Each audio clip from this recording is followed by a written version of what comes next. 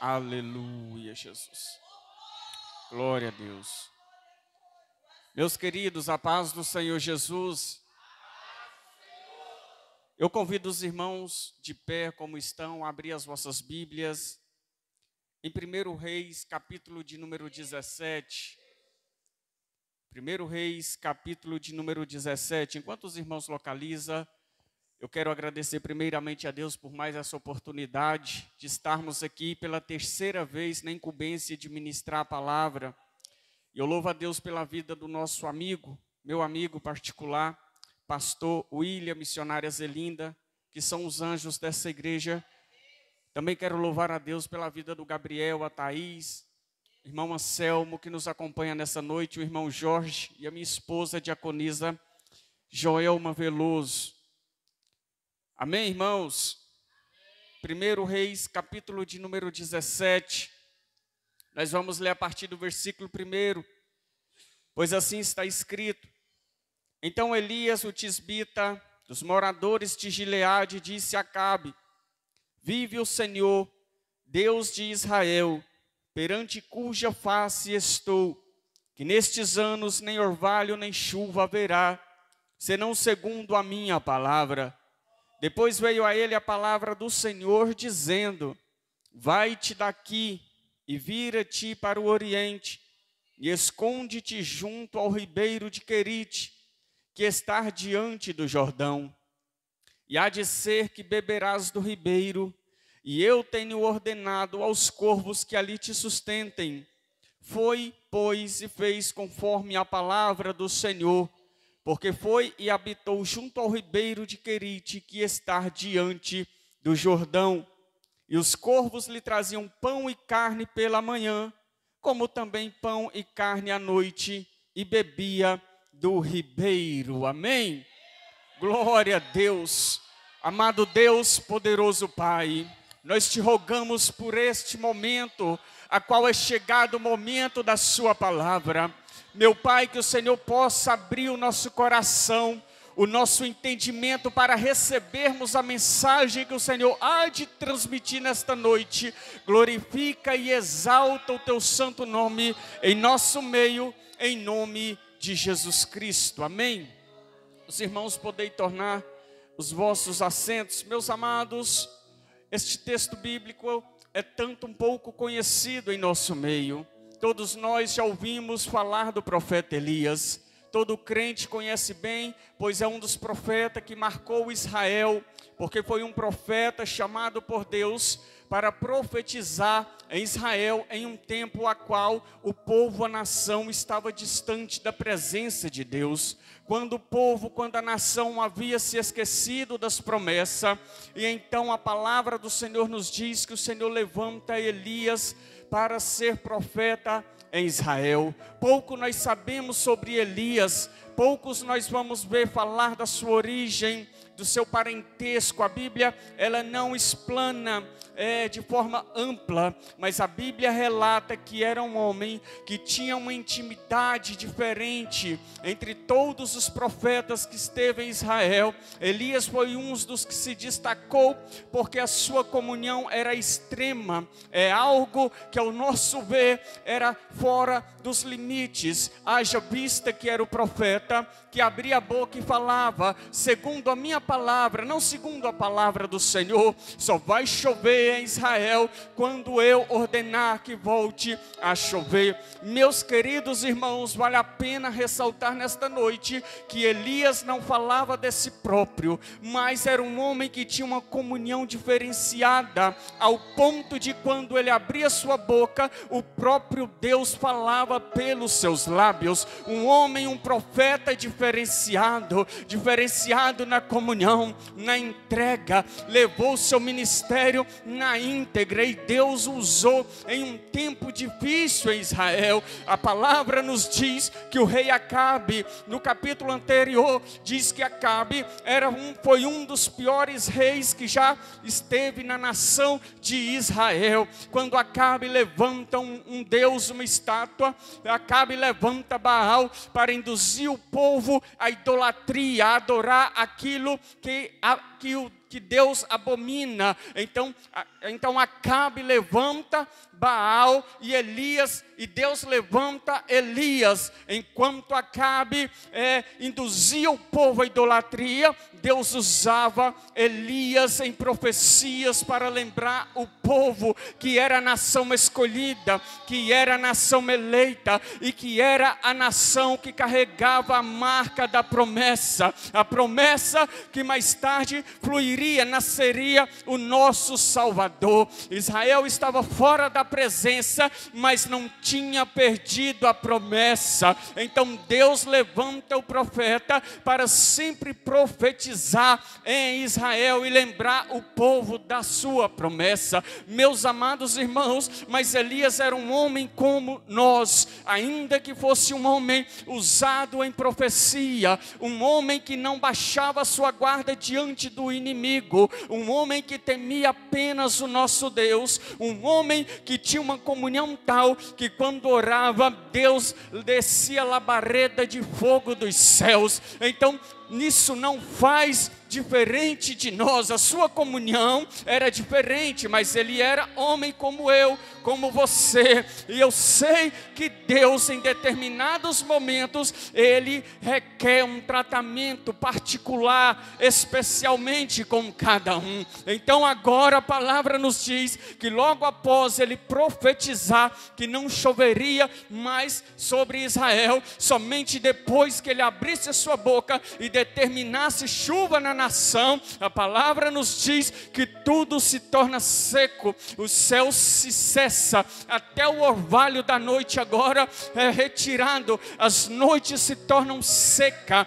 Ao amanhecer, os matos das plantações estavam secas como o dia. Então Acabe resolve agora, a história nos diz que Acabe reúne os seus soldados para poder pegar Elias, porque aquele que profetizou que não vai chover e só volta a chover quando ele mandar, então requer que nós o pegamos, que nós hamos de extorquir, judiar de Elias para que ele profetize o contrário. Mas a Bíblia nos diz que antes que alguém chegasse a Elias, a palavra do Senhor veio do céu dizendo para ele: Elias, vai-te para Querite, vai para o deserto. Meus amados irmãos, Querite é lugar de deserto, Querite é lugar de isolamento, Querite é lugar de angústia, Querite é lugar de desespero, Querite é lugar de solidão. Agora está o profeta em meio ao deserto, agora está o profeta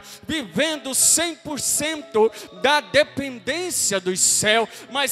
Mas Elias não era um dos profetas diferenciados, Elias não era um dos profetas levantado por Deus, sim, mas Deus, ele nunca vai compartilhar sua glória com ninguém. É tendência minha, é tendência sua. Se Deus somente nos usar, a tendência de nós inclinarmos para o egoísmo, para o soberbo é muito grande. Então Deus sempre vai estar tratando conosco para que nós nunca o percamos de vista, para que nós nunca possamos perecer. Então Deus agora resolve tratar o profeta, leva ele para o deserto, leva ele para Querite. A palavra nos diz que Deus leva ele para o deserto. Talvez seja a situação de crente aqui nesta noite, talvez você está peregrinando há tempo pelo deserto, talvez você está há algum tempo na solidão, na angústia, no desespero. Talvez a enfermidade tenha tomado conta de você e você olha, mas meu Deus, tu já tem me usado até mesmo para curar, tu já me usou para profetizar. Olha o meu estado, olha a minha situação, olha como eu me encontro. E Deus está olhando do céu e dizendo: te acalma, não fique como estás, não te perturbe em espírito. Meus amados irmãos, para nossa alegria, quando Deus leva alguém para o deserto, Ele próprio se encarrega de se cuidar, de cuidar de nós, de cuidar da pessoa a qual Ele escolheu para conduzir ao deserto. Deus, Ele é responsável o suficiente para nos manter em meio ao desespero, em meio à angústia, em pleno deserto. Deus é responsável, meus amados. Nesta noite nós temos que o glorificar, porque Ele está vendo a situação a qual nós estamos passando, para a nossa alegria,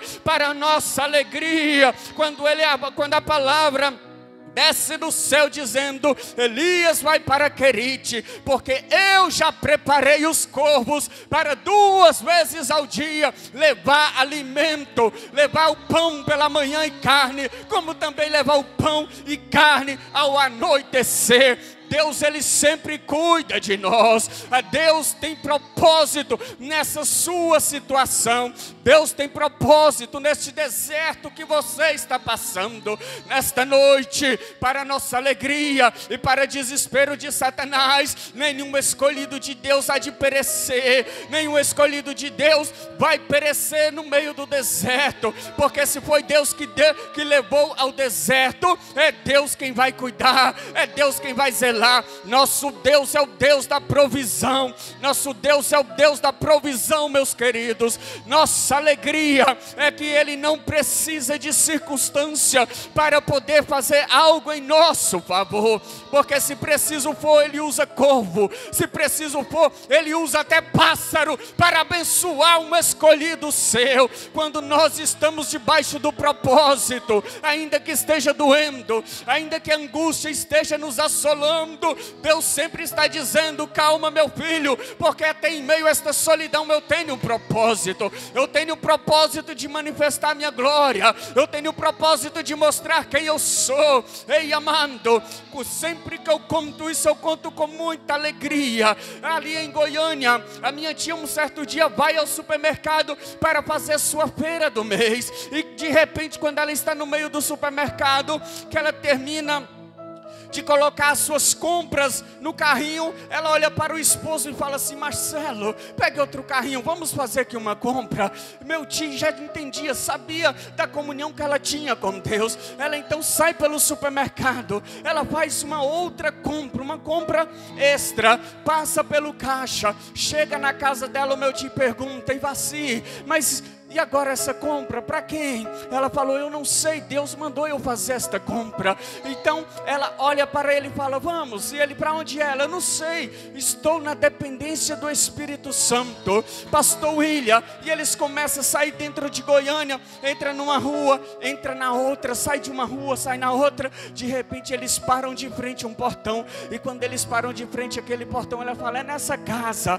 E então meu tio pergunta: e de onde você conhece? Ela: eu não conheço, eu nem sei quem mora aí. E ela bate na porta. Quando ela bate na porta, sai uma irmã com a criança nos braços, e aquela irmã olha para ela, ela fala: Deus mandou, irmã, eu fazer essa compra e trazer aqui na sua residência. A irmã caiu de joelho com os braços erguidos, dizendo: hoje pela manhã eu entrei para o meu quarto e eu disse: Senhor, eu não tenho mais nada para dar sequer para os meus filhos, eu estou na tua dependência, Senhor. Deus tocou no coração da minha tia para abençoar a vida daquela irmã. Esse é o Deus que nós servimos, este é o Deus que nós estamos adorando, este é o Deus que nós estamos glorificando, é o Deus da provisão. O nosso Deus é o provedor. Eu não sei a situação que você está passando, mas uma coisa eu posso te afirmar: tem propósito de Deus. Você não vai morrer no meio deste deserto, você não vai morrer no meio dessa angústia, porque se preciso for, Deus vai prover hoje, nesta noite, na sua vida. Elias não morreu no deserto. Eu nunca vi um crente morrer em meio à provação. Eu nunca vi, sabe por quê? Porque nosso Deus é poderoso. O nosso Deus é poderoso. O nosso Deus é poderoso. Eu queria pedir o Anselmo, eu tenho aqui poucos minutos, se o Anselmo puder louvar o Senhor com aquele hino Deus de Israel, pastor William. Rapidinho eu já devolvo esses últimos minutos. O Deus de Israel é este Deus. Se o Anselmo puder, já corre aqui, porque o tempo está esgotando. É o Deus que nós estamos servindo, meus irmãos. E enquanto Ele louva, eu tenho certeza que Deus vai derramar bênção aqui nessa noite. Eu não sei a sua situação, mas eu sei que o nosso Deus é provedor. Nosso Deus é provedor, o nosso Deus é provedor. Eu não sei se o que você está passando é crise de ansiedade, é enfermidade, eu não sei, mas Deus vai fazer providências na sua vida nessa noite. Deus vai fazer providências na sua vida nesta noite. O Espírito Santo me lembra, meus queridos, um amigo meu, o irmão Marconde, presbítero Marconde, ali de São Sebastião. Uma certa vez ele estava passando pelos crivos da vida, desesperado, angustiado, ele só sabia chorar, depressivo. A depressão tinha tomado de conta dele. Ele fala, pastor William, que o único desejo que ele tinha era de morrer, era de perder sua vida. Um dia ele estava na congregação orando, e os 2 filhos dele sentados no banco, quando de repente ele está: Deus, eu não dou conta mais, Deus, eu não suporto mais. E Deus usa os 2 filhos dele para dar um grito: Deus não está enxergando meu pai. Dizendo ele que ele tomou um susto. Ele sentiu que aquela corrente que estava acorrentando quebrou. Naquele exato momento ele foi liberto. Este é o nosso Deus, é o Deus da provisão. Você pode ficar de pé para glorificar o Senhor? Você pode, eu vou estar passando para ele louvar em seguida. O pastor William já está assumindo o microfone. Vamos louvar ele, porque tem bênção dele nesta noite.